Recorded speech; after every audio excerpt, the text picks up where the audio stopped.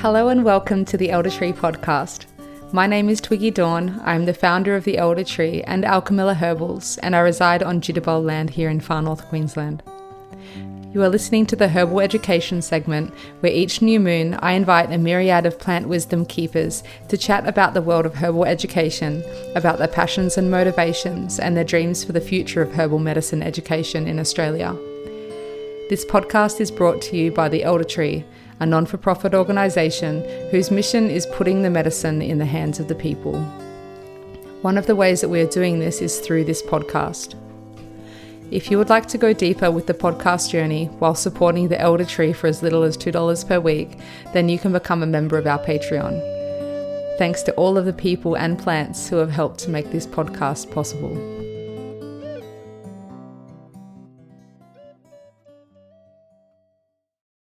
Join us today in this chat with Nick Pratt discussing agroforestry, fruit tree medicine, and building resilience. What if the most medicinal part of your fruit tree isn't the fruit at all, but the leaf that you've been pruning and composting? In this episode, I sit down with permaculture and agroecology educator Nick Pratt to explore the deep and often overlooked connection between food and medicine. Nick Pratt, aka Nicholas is Barefoot, is an amazing former chef that has a really interesting take on food as medicine and really flips things around to show that often the plants that are our sources of food have medicinal components that are underutilized.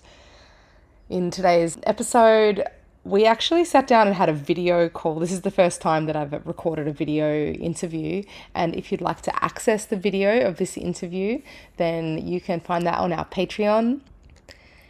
And if you want to see the link to our Patreon, that's in the show notes, where for the cost of a cup of tea per month, you can have access to all kinds of amazing exclusive material that's been kindly donated by all of the wonderful interviewees that we've had on this show.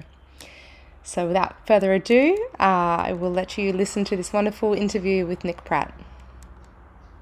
Hi Nick, welcome to the Elder Tree podcast. It's so great to have you here today. Thanks for joining us out of your beautiful garden on this sunny day. Oh, thanks for having me. Okay. I'm pretty excited about today. There's a lot that I want to cover, but I'd love to just start with hearing a bit about your background and what's the spark and what's led you to create these beautiful offerings that you have now. So basically I started as a chef. From 14 to 25, I was a chef. And I went through this massive journey of living within that, which is a journey of its own as being a chef, but then wanting to understand where the food I was actually cooking and preparing came from, and wanting to understand how it was grown and the process it actually took to do that. Because normally when you're working in these high-end kitchens, you just see a lot of produce come in from all over the different places without actually understanding the fundamentals of the nutritional value of it, what it's been sprayed with, what it took to grow, and how it actually got to you. So I went on a journey of trying to understand that, which led me into strawberry farms, banana farms, growing coffee, and all of these commercial agricultural farms, I guess, like monocultures. After a while of that, I got a little bit frustrated and ended up in Peru, where I was staying with a small indigenous village, understanding and seeing the way they looked at food and medicine as something that wasn't separate. Every tree had more than one use, and every tree was seen as not only food but seen as medicine. So that very much opened my eyes to the way that we looked at food, of just food was one thing and medicine was another, and plants just had a singular use and was looked at through a singular lens, to opening myself up to a broader sense of consciousness towards what nature actually fully provides when we tap into the culture and the knowledge that each plant really has. Beautiful. And so within that you've learned a lot about food and medicine, this crossover between food and medicine, because often they're quite separated, right? So for you, where are they separate, and where do they unite? Where's the meeting point of food and medicine? Well, to me it's I spent a little bit of time studying naturopathy. It was the wrong time in my lifetime, but in that broad piece of me studying that, I learned a lot about Hippocrates and Hippocrates' principle, like let food be thy medicine and medicine thy food. Like, so through that, I've always looked at it through this lens. However, the overconsumption of anything and food isn't really the best thing. So just the simple crossover of looking at different leaves and roots and fruits. So to me, I tend to see food as the direct form of medicine, as well as looking at that food as like not just something that we can eat, but it's also the simple herbal teas that we can consume. Yeah.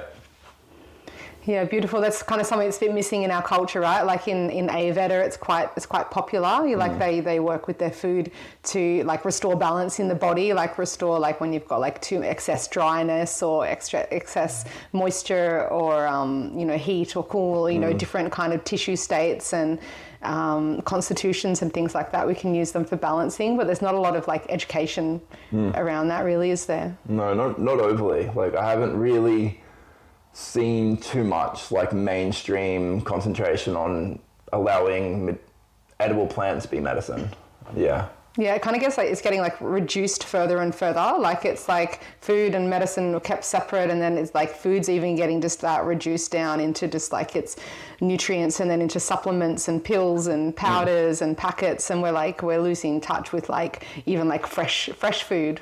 So this whole concept of food being medicine, it's probably like quite confusing to a lot of people that don't actually get their food from nature and don't even know how something's growing or what it looks like. I remember when I first found beetroot when I was like 15, and I saw my first beetroot plant and asked someone what it was. They're like, it's a beetroot. And I was like, what? And I didn't even know that beetroot was a root, even though it says it in the name. I had no idea with my upbringing that beetroot was a plant, and that it was like a root vegetable, and that you could eat the leaves. And it's just interesting. A lot of people are not in the kind of world like what you're in. They're in a very different kind of world. So it's wonderful that you've got your online platforms and different mediums for exposing this. And what for you do you think is like the biggest like aha moments for people when they come into it, or the real like turning point that makes people want to get involved in fresh food and medicine?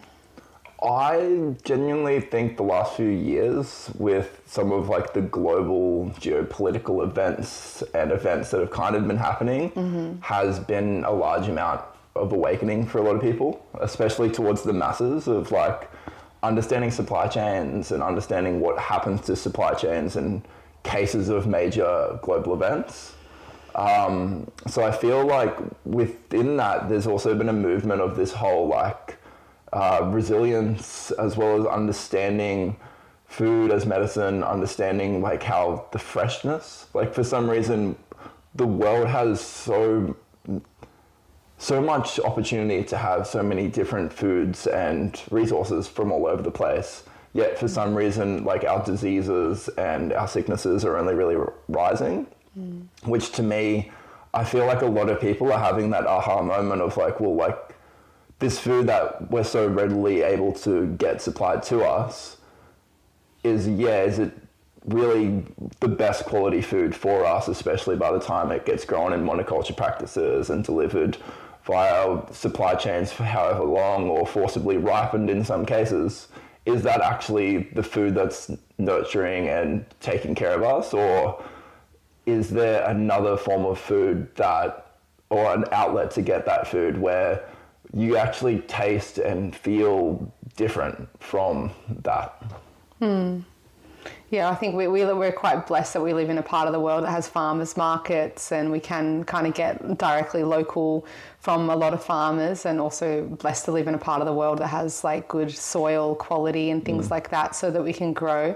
There's a lot of people out there living in cities or in urban settings that maybe don't have so much access to or even understand like the benefit of eating locally, seasonally and organically. And there's something that we've spoken about prior to this around the availability and accessibility of not just food, because there's a lot of talk around food security and eating seasonally, locally, organically in people that are, you know, really live a life with those values. There's a lot more focus with food, but then in the medicine side of things, there's a lot less. In Australia, there's a lot more ignorance, for want of a less judgmental sounding word, but there is a lot of people don't really consider where their medicine's coming from. And as we've spoken about 95% of what's in circulation in Australia, like on the shop shelves and the practitioners and, you know, what's in the supermarkets even, like over 95% of that's being imported.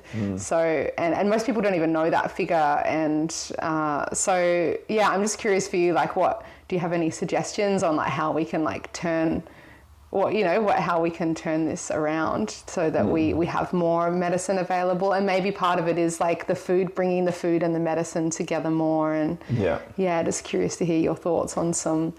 To me, it's like radical self-accountability in a way. It's like, I say it like as in radical, as in like, it seems like it's a radical movement now to actually be accountable for what we consume. And that, like you said, it's like challenging to do that when you're in a city or when you're living away from really good soil or in a different setting. I'm very privileged to be able to say these things, but any small step forward, or like a pot of herbs on your balcony, like if everyone just took a little bit of accountability towards creating their own resources, creating what they consume, that itself would make a massive change and a massive difference. Like I was blown away at the whole 95% of Australian herbs and herbal medicine is completely imported, because if you look at it today, it's like a very trending market.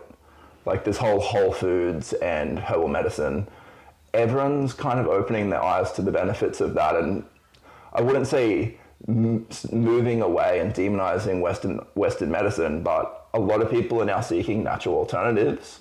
We're seeing it as 95% of that is coming from overseas.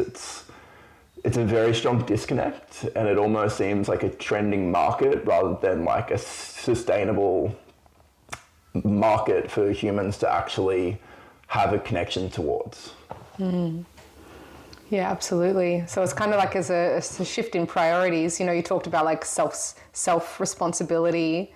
Though for me as well, when I hear that and hear what you have to say, it's kind of like not just a self-responsibility, but kind of like a community responsibility or a earth responsibility, you know, like, because it's not, what we're doing isn't sustainable. And with like the growth of like the population and, you know, it's like there's so much fossil fuels required to import all these herbs and things, and there's so much that even like happens to the herbs on their way in, you know, like all the radiation and fumigation and just like all the storage, all the different places they're stored in, just like in the sun or like, you know, not being stored right. There's a lot of issues with the impact on the herbs and then the impact on our health, but also the impact of the health like as a community and as a planet as well. And inflation.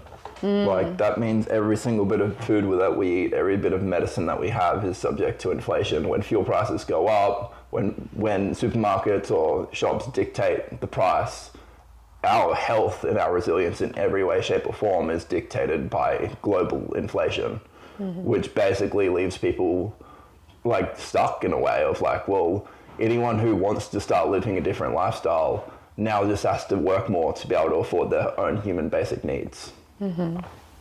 Yeah, absolutely. And the kind of irony in that is like the way that we've got ourselves a lot into this funk is that we're purchasing from overseas because it's cheaper, you know, because of labor, like the currency difference and things like that is like really different. But maybe it's a motivational factor for people right now with the fuel prices rising and certain prices rising, because to be able to just grow your own garden is like, you know, the costs nothing compared to what it costs to, you know, be having to outsource all of this. So yeah, it's something I think I've kind of maybe just gone a little bit ahead of myself. And I just love, just for our listeners that aren't familiar with some of like the key concepts behind what you do, I'd love to hear like a bit about like the difference between, because I know you work with like permaculture and agroforestry, and some of our listeners might not be familiar with agroforestry. Would you be able to tell us like what the difference is between the two, the philosophies and the application of like the two? Yeah, of course. So permaculture is basically its own school. It's kind of taken from a lot of indigenous plant growth methods, same with agroforestry and syntropics and all these things. How permaculture is more about creating this permanent regenerative structure of being able to grow and develop ecosystems and food, whereas agroforestry is more targeted on creating a really well, like it's agroforestry, it's in the name. So like you're creating a forest. You're basically using agriculture within a forest-based system so that you're driving ecological succession and also growing your own human basic needs in that. So a lot of it's based off of photosynthesis, maximizing photosynthesis, creating fodder for animals, food, fibers for building, as well as pharmaceuticals.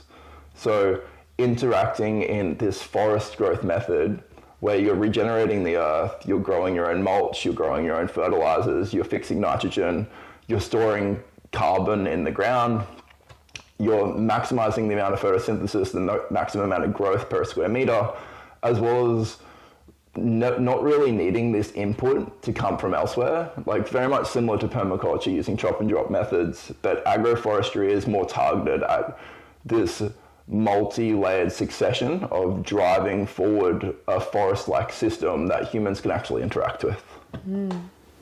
Yeah, wonderful. Yeah, it's creating that whole ecosystem, and yeah, it's so what's your ways that you bring medicine? Because a lot of people in those spaces in permaculture and agroforestry and syntropic and a lot of these like kind of renewable agricultural systems, there's still like in Australia at least, there's still a primary focus on food that I've found at least. And so bringing like with the medicine in the piece, what do you have in your garden? What are you kind of growing for medicine, or what can be implemented into these systems well? Well, for my main garden, I've created it as a seed bank. So I always knew that I was going to be moving out. So I very much used the space to create multiple plants that I could take cuttings with, or I could grow root crops that I could take with me and use it as a seed bank. So the backbone of it is a lot of like black cockatoo food and koala food and native habitat so that I can leave that behind. But within that, I also have a massive understory of herbaceous plants like lemon balm, tulsi, valerian roots. We grow a lot of mint, spearmint, different types of geraniums, and a lot of essential oil type of crops. Beautiful. Yeah. Are you making essential oils? Not at the moment, no. Yeah, that's definitely a dream that we'd like to move towards in the future. But I feel like that will very much come once we move out to our own community bit of land. Yeah. And you've just put in some new beds for your calendula as well, right? Yeah, just did. Yeah. Late season crop. We did really well with our calendula this season, had a lot of support. So we've just, me and my daughter actually went out and created some new beds and planted some calendula in yesterday. Yeah. It's exciting. Yeah, it's funny the timing, because this afternoon we're going out to the elder tree garden to plant out a big bed of calendula there as well. Beautiful. So yeah, that's exciting. As well, like how do you adopt like herbs in, like comfrey, yarrow, things like that for making fertilizer preps or for tending for the soil, or So we grow comfrey as well as yarrow. Comfrey is a great diamic accumulator, also nitrogen-rich leaves to continue chop and drop. But we also use it for its healing properties and make balms with it for like wound healing, bumps, bruises, and sprains. Same with yarrow. We make like a really nice balm for yarrow to soothe sore muscles and stuff like that. Beautiful. Are they available online to purchase? Yeah. So we're setting up our online shop right now, but we're just currently taking orders through my social media while we're building that platform. Wonderful. Yeah. That's exciting. Yeah, it's like there's a lot of wheels in motion. Yeah. Beautiful. Something as well that I know, we've been talking about food as medicine, and for some people maybe that's a bit conceptual, or often from an Ayurvedic perspective, it's like the food that you eat having an effect on your body. But something that a lot of people don't know about, that I know that you do, is around fruit trees being a source of medicine, the different parts, the leaves and the seeds and the barks and the roots and things like that of common food fruit trees and food sources is also, it can be used medicinally specifically for different conditions or in different applications. And I believe you're even writing an ebook currently yes. about this exact topic, which is Yes. a bit exciting. So would you tell us a bit about your ebook and also just about like the concept of this and share a bit about that? Well, so the ebook was kind of birthed out of very much wanting people to have some knowledge, even those without their own bit of land, with just access to everyday fruit trees like mulberries or pomegranates or guavas or soursops or kind of whatever was around them, even figs for medicine as well. Just like we all probably interact or see these trees or plants day to day, especially those with gardens or community gardens close. And I just wanted to kind of connect those dots to food and medicine for people, especially building resilience and moving away from constantly needing to consume or, supply chain based systems. So you can use pomegranates as this incredible antibacterial. You can just chew on them. They're great for gum health. They're great for teas. There's so many different fruit trees that we can actually use as everyday teas and preserve their leaves so that we don't need to continue to consume microplastic filled tea bags or go buy things. It's very much removing ourselves from this consumer system and understanding that nature kind of provides so much more, especially within these fruit trees. It's not just the fruit. Quite often the most medicinal part is actually the leaf. Yeah, so that's kind of where this ebook kind of got birthed, was just wanting to kind of connect the dots for people of, hey, like if you've got this around, did you know you can actually eat those leaves and they're really high in iron and yeah. Yeah, so the nutritional value as well of them. And yeah, often it's like the waste products, it's the bits that we're throwing away, on a meat level, it's the bones and the organs and all of that actually hold more of the, nutritional benefits. And then the same, often people are peeling their potatoes or, getting rid of the seeds of the pawpaw. But, pawpaw is, I suppose, a good example of like an anti-parasitic. A lot of seeds are, but... Yeah. Even pumpkins as well, like the seeds being anti-parasitic. And do you have any other examples for... Soursop. I mean, soursop is 25 times the benefit of chemotherapy itself. Yeah.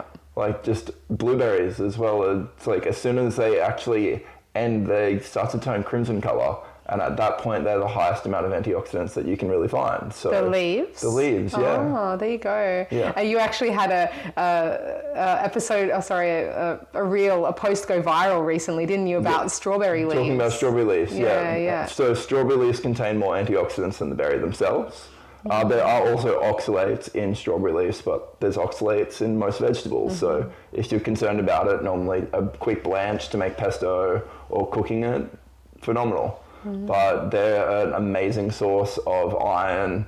I believe there's also magnesium, there's folic acid, there's all of these incredible things within strawberry leaves themselves. Yeah. And then we can kind of access that year round, like a lot of these fruiting trees and fruits and vegetables and things can just kind of have a season that they're available and fruiting and ripe and ready to harvest. But whereas like for at least in the subtropics especially, generally leaves are available year round, Yeah. So that's kind of that accessibility and being able to have it fresh. Yeah, well, the garden. even still, it's like mulberries and blueberries are both deciduous trees. So right before they're about to drop, so the blueberries, they turn that crimson color right before they're about to drop. So that's a sign of like, well, you're not really taking away from photosynthesis because all those leaves are about to actually just drop. So you can go through and harvest a good amount of those leaves. I wouldn't ever harvest all of them, but if it's a deciduous tree, go through and harvest most of those leaves, leave some on so it can still receive some last minute photosynthesis, and you've got tea for the whole winter. So it's just this kind of incredible method. Like, yes, I know that it's almost like this returning to how I guess our ancestors once lived or could have lived, where the trees are telling you, hey, like, I'm about to drop my leaves, I'm really high in medicine, come collect me. And you actually collect them, and then all of a sudden you've got the medicine you needed to get through the winter. You've got the vitamin C, the antioxidants, all of these incredible compounds that are actually going to support your system through the change of the seasons. All right. So how do we work with those? Like, how do you fig or blueberry, mulberry leaves, and a lot of these things? Like, do you just like eat them fresh on the plant? Do you dehydrate them and powder them, put them in a smoothie? Like, what do you do? Well, so for oxalic acids, you don't exactly want to be over consuming anything, especially like over time they could cause kidney stones. But through just simple blanching or cooking methods, you remove a lot of those oxalates. So it's not something you want to overly consume all of the time. However, I like mulberry leaf tea is like my absolute favorite. Mulberry leaves are like my favorite cooking green in general. Like it's kind of like this regenerative kale. You plant it once, you get leaves forever. You can keep planting it from cuttings. They're so tasty. The flavor's absolutely incredible, and they're really diverse. Like you can use them for dolmatis. You can fry them up really crispy. You can just put them in simple soups, stews, curries. Most leaves can just disappear in a smoothie. But yeah, in terms of preservation, I very much like to dehydrate them, either sun dry them or a dehydrator, and then store them away and use them for tea. Great. So you do use a dehydrator. We kind of need to in the tropics, right? You kind of do, yeah. Like you get sun windows, but like at the end of the day, we'll use a dehydrator if we really need to. Like I've always wanted to experiment with one of those like sun dehydrators, but like you said, in the subtropics, you very much need that to be in the right position. Yeah, absolutely. Yeah. Oh, great. Well, thanks for sharing about that, and I look forward to your ebook Cool, when it comes out. Yeah, it's so good. I feel like it's a very a conversation that needs to be had, or like, awareness to be raised, and there's so many things that we could be reducing our consumption and not just like over relying on an external source for, but just also like, or even just like the packaging alone, of things, and just as simple as going out and just getting it, from your, all that stuff's fresh, all the chlorophyll and all the vitamins and everything is just like, right there. It starts to rapidly deteriorating as soon as you have dried things and stored things for a period of time. And so, yeah, fresh, vital medicine and food. So way to go. My next question for you is just around resilience, because you used the word resilience before, and just curious, like for you, like what you mean when you say resilience, or like what is a good marker of resilience? Like what does it mean to be resilient? Well, to touch exactly on what you said of like not always being reliant on an external source to provide your own basic needs. I don't mean it in a way of like everyone has to be fully self-sufficient. Like self-sufficiency by yourself can be a recipe for burnout, though doing it within community is really great. If you have neighbors and you're all growing a little bit of stuff and then you're all trading a little bit of stuff, like that to me is resilience. So if if we use COVID as an example, like lockdowns happen, or the floods here in Northern Rivers, when we had the floods, like so many people were completely shut off from shops, so many people were completely flooded in. If you're completely dependent on a supply chain, how are you going to eat? How are you going to have your medicine? Where's your first aid coming from? Like, if you have a first aid thing sitting on your sink, great. But also understanding which herbs you can wild forage, understanding what herbs you have that you can actually use.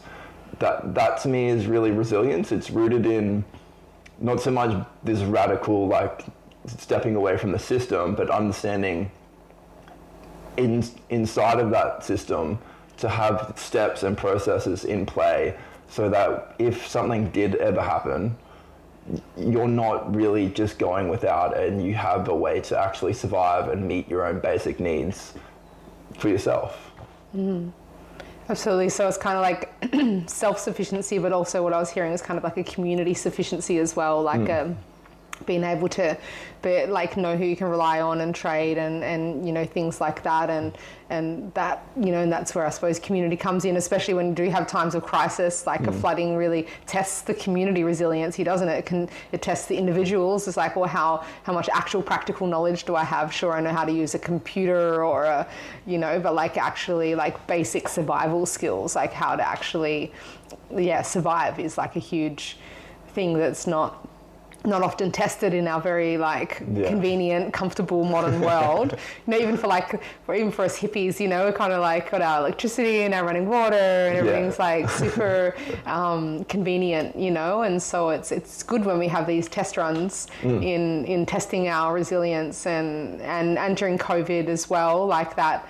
Because I was up in far north Queensland when that happened, and I was having all these doctors suddenly coming to my workshops, and I was always having nurses, but there was suddenly MDs and paramedics and a lot more classic mainstream practitioners coming along that were kind of questioning the healthcare system and not quite sure, they were just like, well, what happens if we don't rely on that? What are we left with? Hang on, I actually came into this job, and the story I kept hearing from them was I came into a healthcare system because I wanted to help people and I wanted to support health. And I'm now seeing that they were having revelations around feeling that they weren't actually part of a healthcare system. And so then they were kind of stripping it back to basics of well, then, am I actually equipped to help people without pharmaceuticals and without all of these modern, contraptions and machines and diagnostics and all of this stuff. So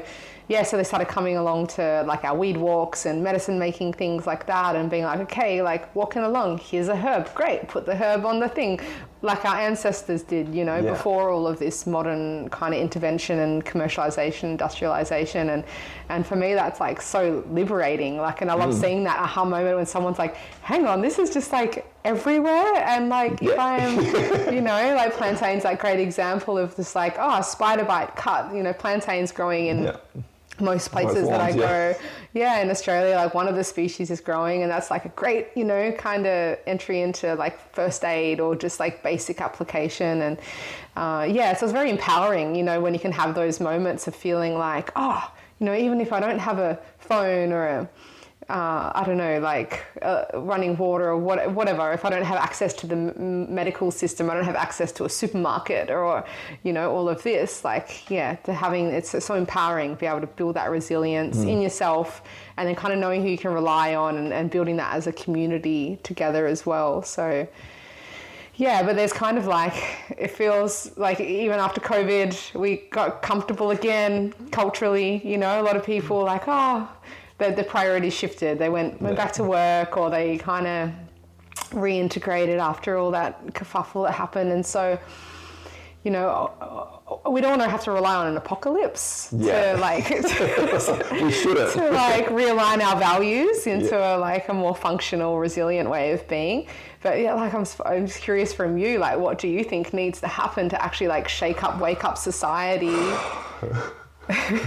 for us to actually align our values in a lasting kind of way towards resilience and community sufficiency and things? Well, first of all, I think an apocalypse is kind of the fastest way to make that happen, because even those who haven't yet had that aha moment, they start to see the cracks in the fabric of it, which it's a really tricky question, as exactly as you explained. It's there was so many aha moments through the global pandemic, and then all of a sudden there was this big push to grow food, create community resilience, have our own medicine, build all this knowledge, and then everything just kind of went back to normal.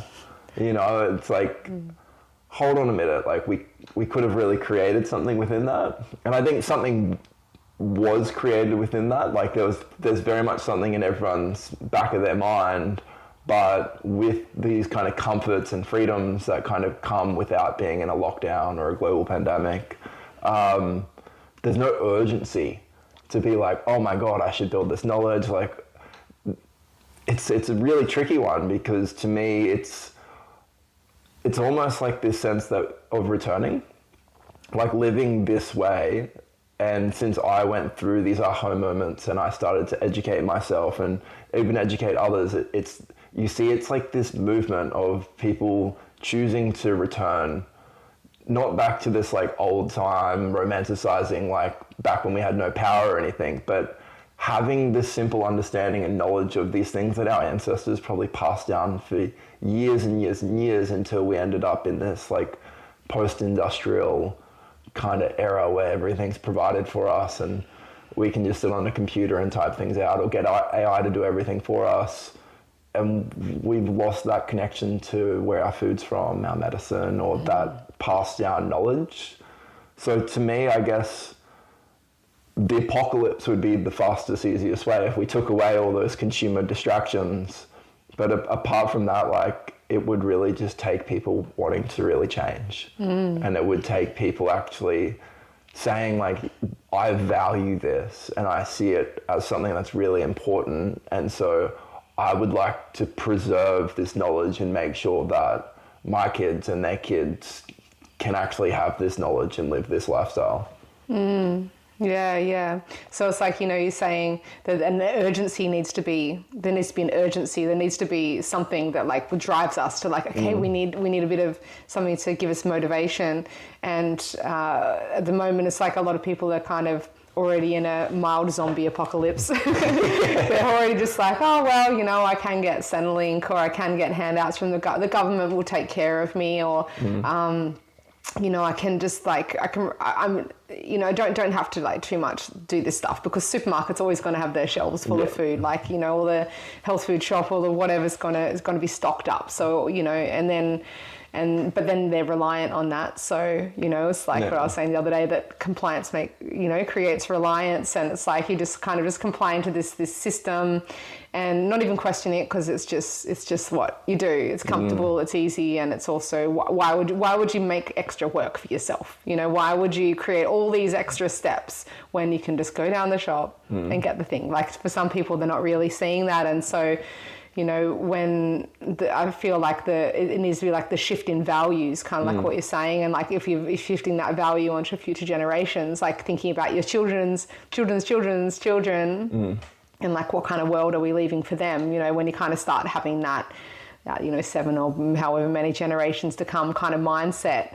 That for me, that creates the urgency. Like, that's not just like the quick fix, like, oh, well, if it's going to bring me benefit in the next year, maybe I'll consider it. That this selfishness kind of like self-centeredness, and that's embedded in our ultra independent society, but if we're like thinking about the whole ecosystem, like the ecosystem of like, non-linear ecosystem of like our future generations and the community as a whole, then it like, that should create an urgency. And I don't know how to wake that up in people, I think it's slowly happening. To like touch on this of everyone feels this financial squeeze, like every single year, like there's inflation happening, prices go up for everything. And then it's really funny because you're talking like, oh, well, people don't want to move into this way of life because it's more work. Well, so is inflation, but it just depends who you want to work for. Like, no matter what we choose to do in life, we're going to be busy. So what do you want to be busy doing? Do you want to be busy working really hard so that you can pay for your basic needs? Or do you want to be busy connecting to the land while you provide your basic needs? So what are some kind of like, I suppose, tangible, actionable things for any listeners that are listening to this and thinking like, wow, I'm so in the system, or I'm so reliant and compliant and not feeling resilient, not feeling connected and capable. So what are some like really like kind of tangible steps, that people can action to like start, moving towards this? Yeah, well, like, buy some pots and put some soil in it. Get a raised garden bed. If you're stuck on size, like a vertical garden is a great way to start. Talk to your neighbors, see what they're doing. Join a community garden.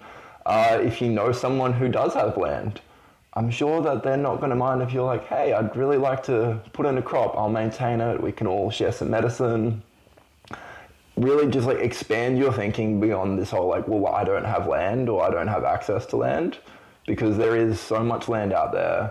There's all of like Guerrilla Garden, it's like roadside road, all of this stuff. Like it's actually like really quite simple, and it may sound privileged of me just saying that, but like I rent land. I'm a person renting land. Within that, I have an agreement with my landlord that like, hey, like this is what I want to do, and he's like, I don't mind. Like, he owns the land, he trusts my vision, and he knows that he's going to get food security and medicine from it. And even when I leave, there's going to be habitat for wildlife and animals that's going to be growing there. So to the right mind, like that is just a win-win. So it's kind of like expanding your horizons and actually like chatting to your neighbors, chatting to your friends. Like you don't have to go as hard as you possibly can. Not everyone needs to be doing everything, but just a small like pot on like a balcony in the middle of a city, wherever you are, is like a statement in itself, let alone trading that with your next door neighbor who could potentially be growing something else. Mm-hmm. Yeah. Yeah, beautiful. There's some really great, tangible, actionable steps. Yeah. Small and larger ones. So also like getting the education required to be able to do that stuff's really important. And I know that you're in, I think, week 4 of running a course right now. Yes. And would love to hear a little bit about that. And for our listeners that might be interested in if you're running it again, or just tell us what's going on. So I will be running this course again. It was kind of like a 5-week course that came out of a lot of interest that I was receiving through social media, of people reaching out and messaging me like, hey, do you teach? Like, especially with like earlier this year, we had the whole, the war situation that went on, the fuel prices went up and food a lot of people became interested in food again. So I very much wanted to formulate this really simplified course of like 5 weeks where we cover things like annual vegetables in week 1, we move to perennials, and then in week 3 we move into tree-based system, planting in permaculture guilds, or just kind of understanding the basic food forest layouts. Then moving into like closed loop systems of like growing your own mulch in place, growing nitrogen fixing crops, growing dynamic accumulators to be able to cycle nutrients, and starting to teach people how to like grow food in a manner that you're not dependent on buying fertilizer, you're not dependent on buying mulch, you're not dependent on buying inputs and compost and all of these things, so that the basic understanding of like, I guess, permaculture and agroforestry was simplified down to a way of like, hey, you've got everything you need if you actually know the plants that you can grow to be able to fill each role. And then in week 5, we've moved into kind of agroecology and food forestry, of just like understanding how to regeneratively grow food that betters the environment and creates longer lasting yields, but in also building soil, building resilience, having medicine, having food, having fodder to feed your animals, and kind of like creating a garden that helps you step away from being so dependent on a system in a way that it makes you less, it itself is kind of less dependent on inputs and a system for external needs. So you're very much becoming part of an ecosystem in that of, well, like, what are my needs as a human? Like, I need food, I need medicine, I have livestock, so I need to grow fodder for them. So what plants can I fit into those niches? And then what plants can I also grow that supports those niches and supports local habitat, local ecosystem, or just build soil for me? So it's a course that kind of includes all of that, and then we cover how to integrate annuals into your perennials or tree-based system, how to create forest disturbances within a food forest to be able to allow light in and create more growth and include more things within that. Mm-hmm. Yeah. That sounds like a very comprehensive 5-week course. Yeah. Covers a lot. Great. And you're going to be running it again? Or yeah, it's something I will continue to run. Yeah. Yeah, it will be something I'm continuing to run. However, I'm also looking at really creating an educational resilience network to be able to share a lot of other courses on preparing herbs, preparing medicine, fermentation, food preservation. I even have friends who approached me with wanting to build like tech resilience, of understanding how to like create embedded networks so that if the internet ever went down, people could still communicate using computers. So that itself is a course that I feel like I want to continue to restructure and just like have there as a really great entry level to understand a lot of these concepts, but then also create more of a network for people to be able to come and learn about food preservation. It's like one thing to be able to grow all these things and know how to grow it, but then to be able to turn it into medicine, or to be able to preserve it, or to turn it into gut-loving fermentations or cordials and different products, or even your household cleaning products can literally just be grown. So understanding from there to fill in different courses and niches to be able to not only educate people how to grow it and how to treat the earth while you're growing it, but then how to fill in the gaps of turn it into a product. Wonderful. It's something to look forward to. Yes, yeah. Yeah, it's beautiful, that community weaving, giving other people a voice. I know some of the people that you'd like to have in that space are amazing, farmers, people with a lot of wisdom that wouldn't necessarily get out a camera or a recorder and could develop a course or, create content and that. And often it's those hidden away gems that, by you making them available and online for people is a real gift for people, especially that are in like more remote locations. We're quite blessed to be in a thriving area here in the northern New South Wales, but there's a lot of people out there that don't have access to this kind of teaching. So I think it's a really beautiful service that you're doing by making it available online like that. Yeah, so exciting times ahead. Thank you. Yeah, keeping me busy. Yeah. Yeah. Absolutely. I think that's probably what we'll wrap up with today. Is there anything in my kind of parting message you'd love to have for our listeners that, for their lives, just after reflecting on what we've shared today? For me, like the reason I do this is like not just for me and not just for like this bigger resilience network. It's to look at what's actually happening in the world with this massive growth and development of being dependent on supply chains, having these massive amounts of reliance on artificial intelligence and all of that, which necessarily I'm not demonizing any of it. But to me, having a child was like this massive awakening of understanding what values and skills do I wish to pass down onto my child. Especially having a girl, it's like I'm the father to a girl, so very much who I am is going to be the man she's going to forever be looking for. So understanding that my value is the life I live and what I'm instilling into her is what's going to be with her forever and what she's going to be seeking in others. So this lifestyle of actually connecting to the earth, spending time with my family in the garden, creating a family business, creating this family culture and spreading that through a larger community so that we have like this beautiful, it's like this warm hug of resilience of like, it's like, seems like this radical thing of resilience, but it's actually just like this really beautiful community building where we all share gifts and we all exchange plants or pass knowledge down.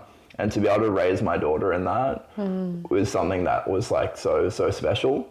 So I guess my parting gift is like, it's not just looking at it through the lens of like, oh, my needs are always met. I can just go buy these things from Coles and Woolies. I can just go get this from the health food shop. It's actually the values behind that. Whereas like, I value teaching my daughter creation and connection before consumption. Beautiful. Well, thanks very much for joining us here today. Look forward to seeing all these amazing, exciting things you got planned. Thank you. Thank you so much for having me. Thank you so much for listening to the Herbal Education segment of the Elder Tree podcast. Stay tuned every new moon as I interview more wise and inspiring herbal educators and herbal lore keepers from around Australia. If you would like to go deeper with the podcast journey, you can become a member of the Elder Tree Trove on Patreon. Contribute as little as $2 per week to access free content from our interviewees and also access discount codes and opportunities which are exclusive to our members. You can find us on Patreon by going to www.patreon.com/theeldertree. Other ways that you can assist us in getting our offerings out there to more people in Australia is by subscribing and leaving a review on Apple Podcasts and on the Spotify app. Also, liking, commenting on and sharing our social media posts actually has a really positive impact and helps us to reach further with the message from all of the amazing herbal lore keepers that we interview on this podcast. Thank you so much for your support and have a most wonderful day. If we